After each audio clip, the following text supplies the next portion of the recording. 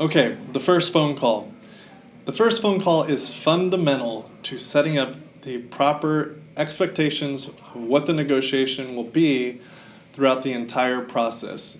You have to think of every conversation, every point of communication as an opportunity to move your point of contact, the seller, in the direction that you need them to go. So there's three main items that you need to get from the first phone call. Number one, you need to establish rapport in some capacity. You need to build a connection with the seller. Number two, you need to make sure that the seller has your price, what you will be paying for the home.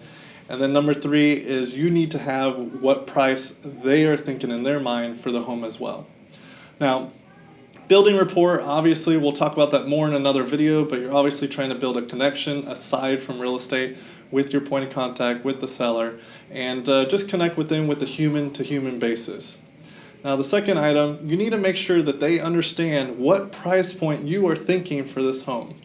We'll go into more detail about that, but you generally need to give them a range of what to expect from you of what you're going to be purchasing the property for, especially in the first phone call.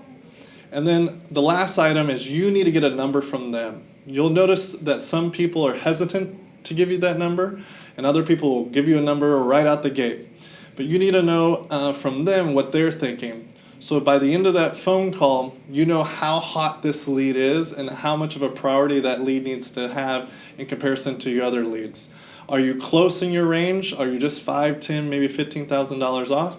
Or are you $20, $30, $40,000 off, and this is going to be a longer process?